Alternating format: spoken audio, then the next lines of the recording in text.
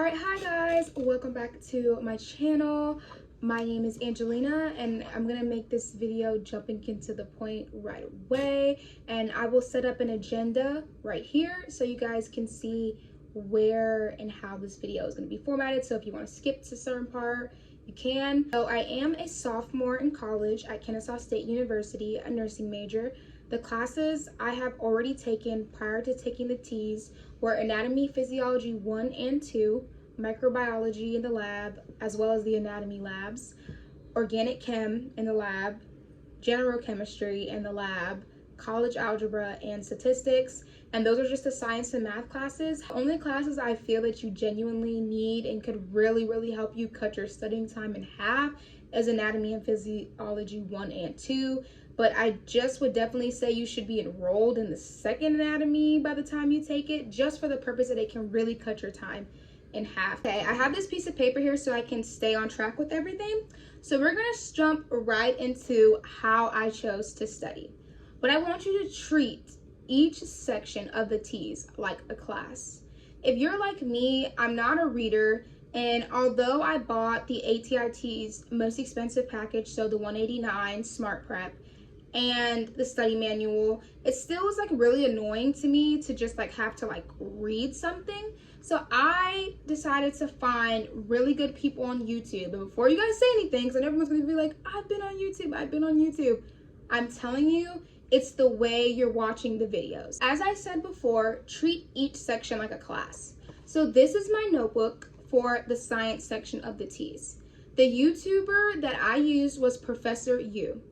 I'm gonna insert on the screen a screen recording of her entire channel.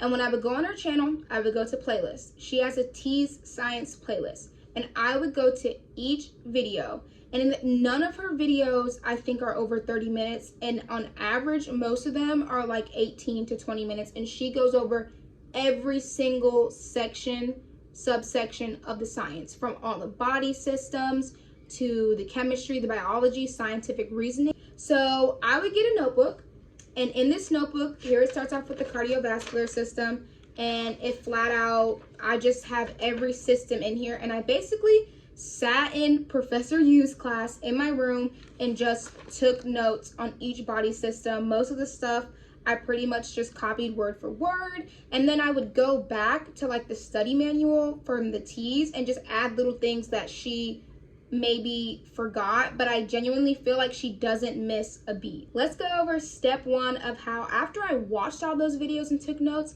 how did I study?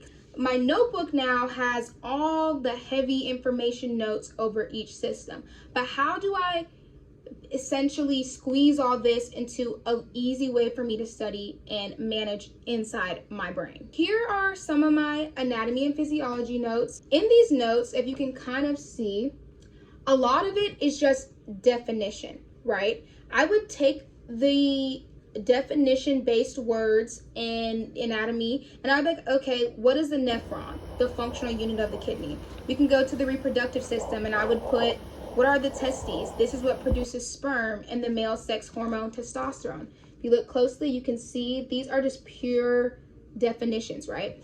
And I would take all the definitions. So any word that has a clear-cut definition in any body system, I want you to write them down. Write them down. Seriously, if you have the study manual, use the study manual, use what Professor Hughes has for you, and I want you to write it down. I don't care, for every body system.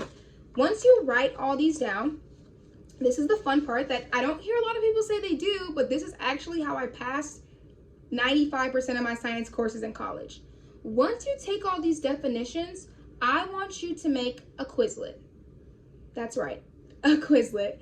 A Quizlet account is free, and I'm going to insert a screen recording of my Quizlet so I can show you guys what I mean. So this is my reproductive system definition-based notes, just pure definition-based. And I would take these and I will make a Quizlet. And if you guys don't know how Quizlet works, you just type in the term, the definition, and once you complete your set, you can basically just rerun it anywhere. Like literally, I would run before I would go to bed. I would just run when I was bored. And then at some point, I don't even really need to use these notes, but I can always look back at them. But in order to, work my brain, I would play my Quizlet.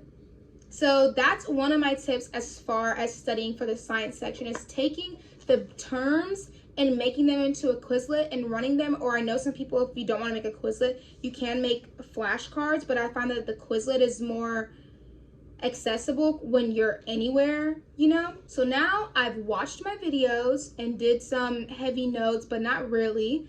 And I've made notes on just term-based definitions and Quizlets or flashcards for me to practice from.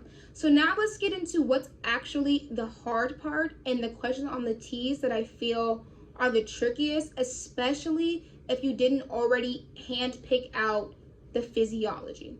So here I have is the sheet I use, but this is my physiology sheet. So what I did was I went to each body system and said, what are the key physiology things? Like, what is the physiology of this body system? And you're probably like, what do you mean? I'm going to read off the physiology of each of the body systems on the TEAS for you guys. If you don't want to hear it, you can skip. If you do, don't skip. While I'm reading this, you guys can be jotting this down. So keep in mind, everything I'm about to tell you guys is not the full physiology. It's what you need to know about the physiology.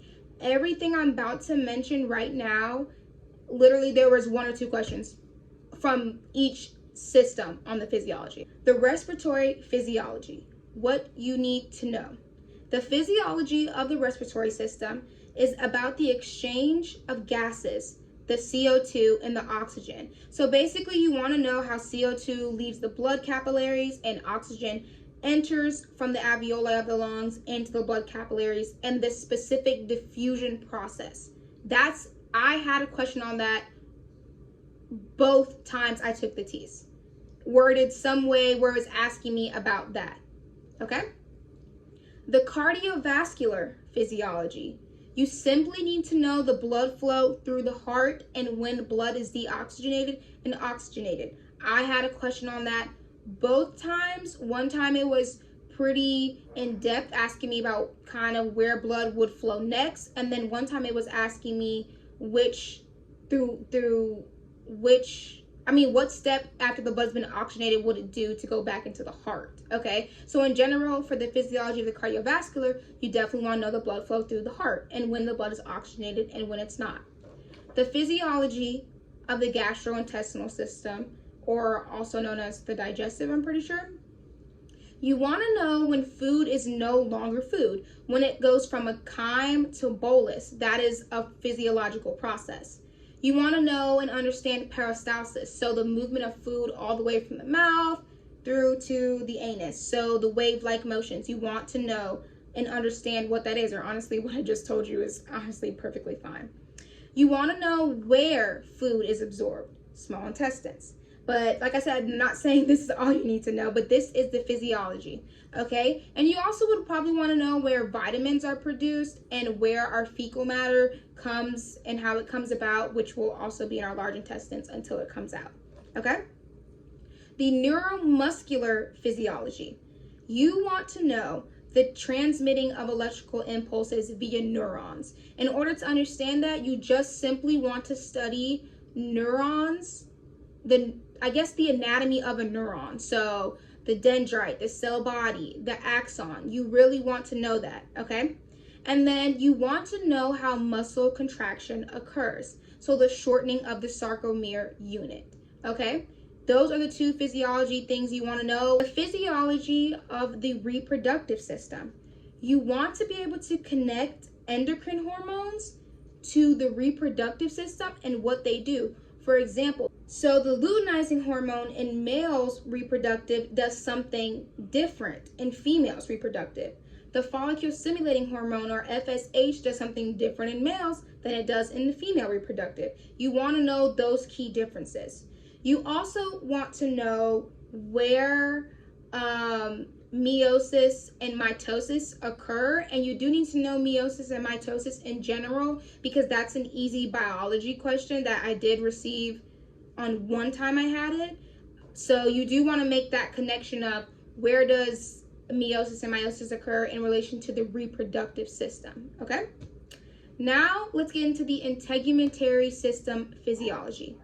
You want to know just one thing physiology-wise.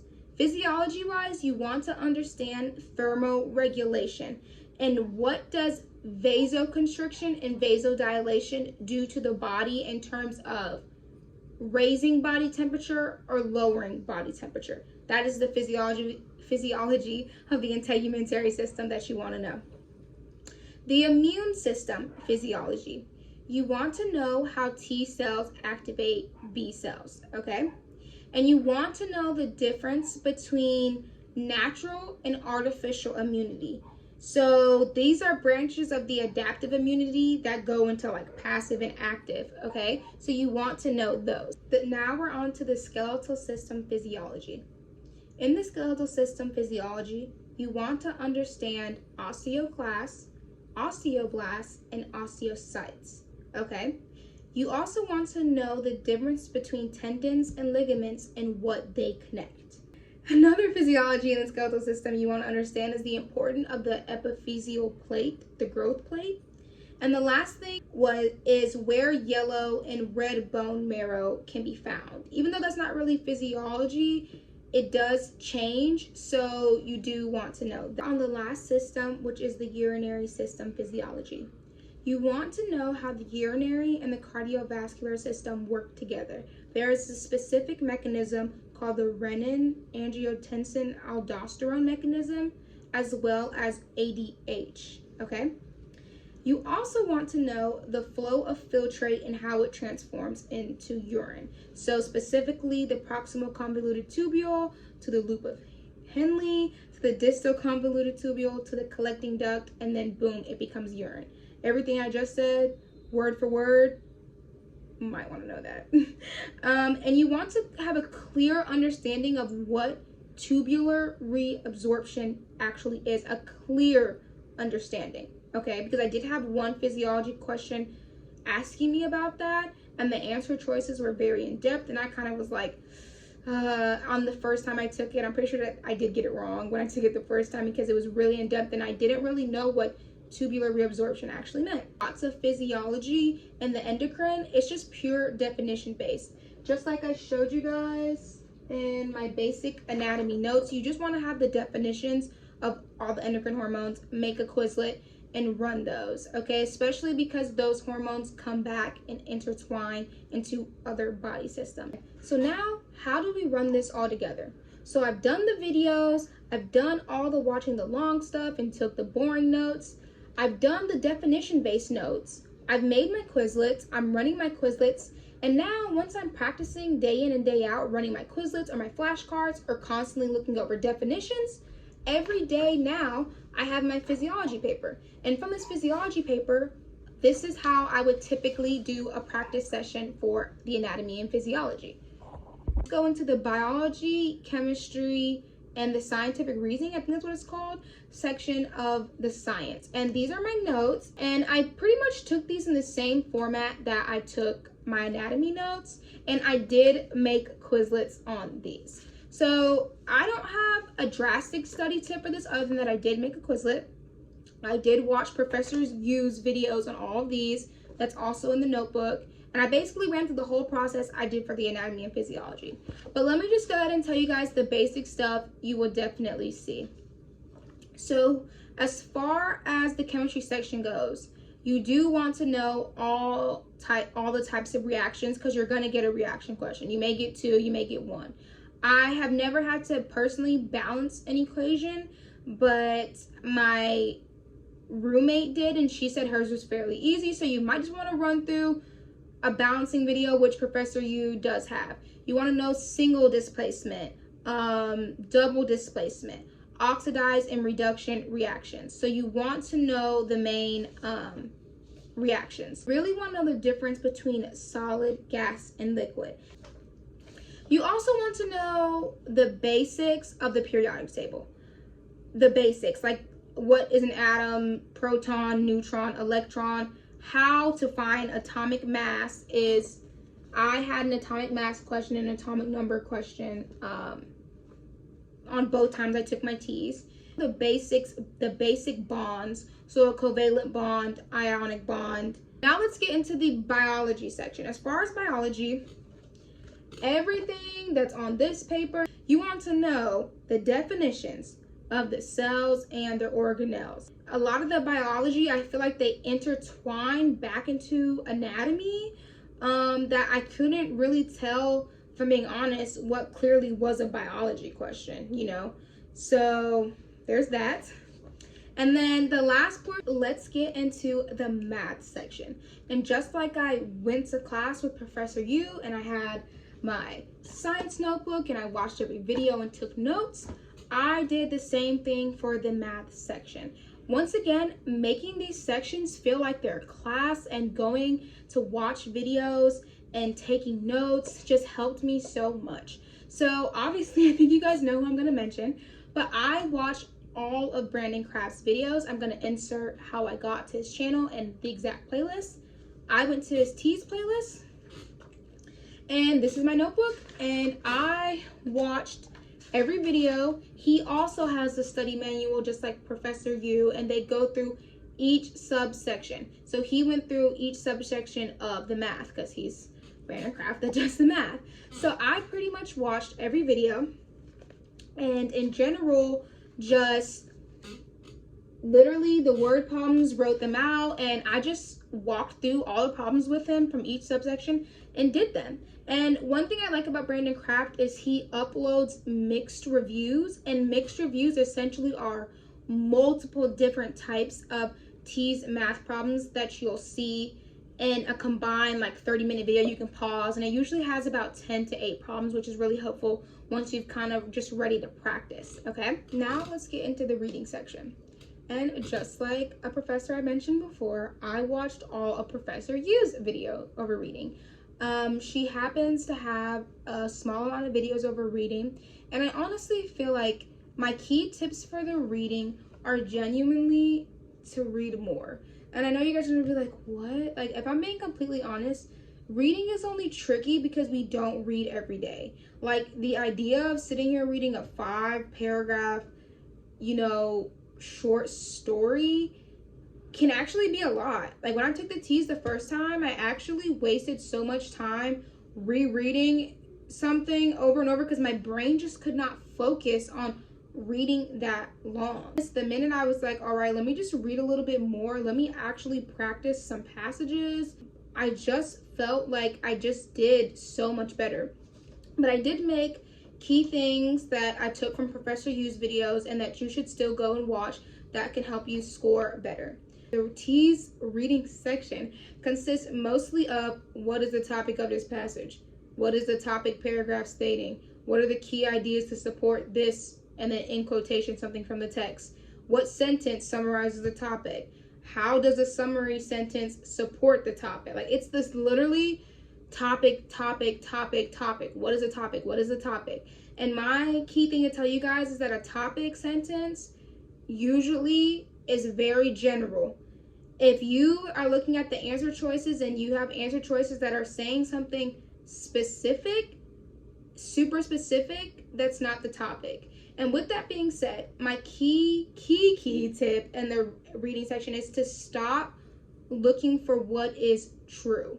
I'm saying a lot of people think the reading section is really hard because all the answer choices are typically true when you're talking about a topic sentence. And by topic, I don't mean that it's true in the sense that the answer choices are all the topic. I mean they're true as in every answer choice is in the text. So when you're looking for a topic, somebody might be like, oh, well, that detail is in the text, but that's not the topic, it's too detailed. Does that make sense? So you want to make sure when you're reading the answer choices, just because it is in the text doesn't mean that has anything to do with the question, you know? So whenever looking for something with a topic sentence of the paragraph, topic summary sentence, whatever you want to call it, it's usually very general, okay? You should always read the questions before you literally read the passage. On the TEAS, there are some little mini short stories that may be like 2 to 3 paragraphs. And if you didn't even look at the question, one time I read a passage and like I had like 2 questions on it. And it was something, one of the things was asking me what do I think this word means based on the passage, and because it was used in the passage. And I literally read the whole thing and I didn't even have to do that. That's a time-saving tip. My number one thing also when it comes to time is people run out of time in the reading. Both times I've taken the TEAS, even though I got the score I just recently got, which was the A, I struggled to finish. I was scraping the surface. I mean, scraping. So, I mean, Professor Yu says that she thinks on average, after you read the passage, you have about 40 seconds per question to answer.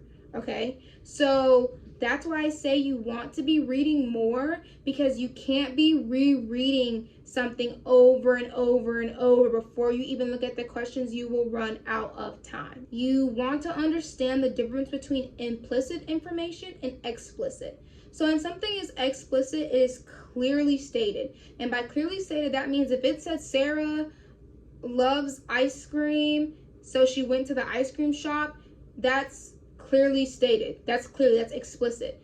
But you may have a question that'll be like, how do you think Sarah feels about the ice cream shop?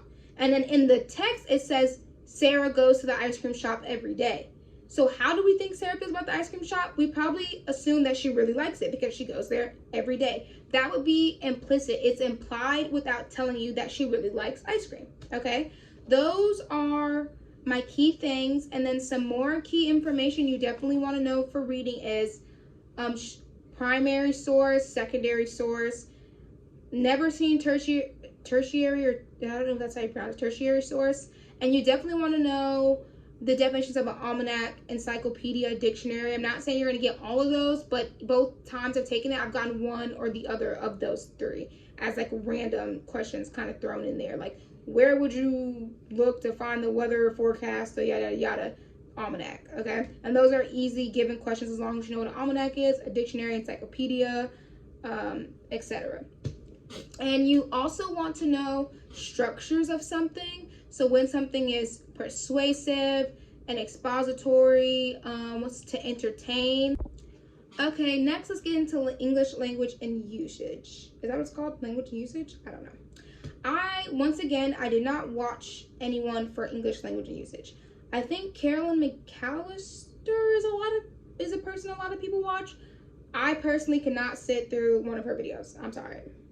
Couldn't do it. So I'm going to give you guys the breakdown of what I used, and I found that this was fairly enough both times. I've never failed that section, and I don't really do that much studying. So here's my notes that I pretty much use for the entire language section. Keep in mind the language section is the shortest section on the test. It's just like boom. And by the time you get to that section, you have gone through the entire exam and you're kind of like tired and it's kind of hard to focus, but I really feel like they don't make that section as hard as it seems. So I'm gonna give you guys the key things you should know. You should know what a simple sentence is, the flat out definition, and then look up a couple examples on the internet and be like, okay, simple sentence, write them down. I wrote down examples from the internet, and I'll just be like, okay, this part is the verb, this part is the subject. You want to know what a compound sentence is. You want to know that a compound sentence is made up of 2 complete sentences. So when you're getting asked a question and it's like a sentence and it's saying, so when you're getting asked a question on the TEAS and it's like, which of these sentences is a compound sentence, you know you're looking for 2 complete sentences. You're looking for a sentence that could put a period here and here, okay? Once again, write that definition down and write down underneath your definition, when you take the definition of a compound sentence, write down, literally look up on the internet, compound sentence examples. And literally the first things that come up are perfect. Just write those down in your notes. That's exactly what I did. Complex sentence. You want to know that a complex sentence is made up of an independent clause, which is something that can just stand alone, a complete sentence, and a one or more dependent clause. And a dependent clause is something that literally could not stand alone. It has to have something else. So something like, although I was tired is not a complete sentence. That is a dependent clause. So although I was tired, I went out to go run, then the fact that I'm tired means nothing if I don't put the second part of the sentence, okay? So yes, you want to know independent, dependent, simple sentence, compound sentence, complex sentence. You also want to know compound, complex, and that's a combination of a compound and complex sentence. It should have 2 independent clauses and at least 1 dependent clause, okay? So those are key things you really want to know. Okay guys, that is it for this video. Once again, I want you guys to know that you can do all of this at your own pace. You can get it done quick. Like I said, I took the TEAS once before in January and I made my 81 and I took it again now, but I haven't been studying from January to now. I actually was in college. So I just started studying about 2 weeks ago. Yeah, and once again, you don't have to compare my 2 weeks to your time frame, but if you only have 2 weeks, it's definitely possible. Just keep in mind that there's only so much they can ask you. And I made sure to mention to you guys, especially in the science section, really key things, because I feel like it's just a matter of how you're studying, okay? If you guys have any questions, please comment down below. I'm gonna respond. I'm gonna link my Facebook because I know a lot of you guys are probably watching me from Facebook. You can message me privately on there. You can also message me on Instagram if you feel more comfortable on that. If there's anything you feel like I didn't mention that you would like more understanding on, please let me know, or any other video ideas as far as TEAS related. Like I said before, I was a supplemental instructor, so I did help people with studying, and not perfect. So I've just learned study habits over, honestly, my last 2 years of being in college, because I really wanted to get into nursing school and I really wanted to step up my game. And I really wasn't that smart in high school. I had like a 3.6 when I graduated, and I didn't graduate with honors or anything like my best friends, and it took me like 4 tries to get over 1,000 on the SAT. So I don't want you guys to watch this and think I'm like somebody that was like always smart. I don't think somebody is genetically smart, in my opinion. I think being smart is just a coin term, but working hard and studying hard and habit. It's not about motivation. You don't find the motivation to study, you have the discipline. Okay, so you have to discipline yourself to set aside a couple of hours a day. If you have a longer period of time, a couple, 2 to 3, 4 hours a day to do this stuff. If you have a shorter period of time, more hours. You have to be disciplined. Put the phone away, watch the videos, take the notes. When you're on the toilet, when you're doing nothing, run the Quizlets. Like, this is how I got it done. And if you are around me, or my family's been, they've seen, like, I'm always like this so I can get the score I got. So like I said, if you have any questions, please let me know. I really hope this was helpful. I'm trying to work on a Google Drive, that's what it's called. You guys can let me know if you want a Google Drive over my notes. I don't want to just take pictures and send them, because I feel like you can't really print them off if you guys wanted to print them off. So yeah, just let me know, and I really hope you guys enjoyed this video. Bye.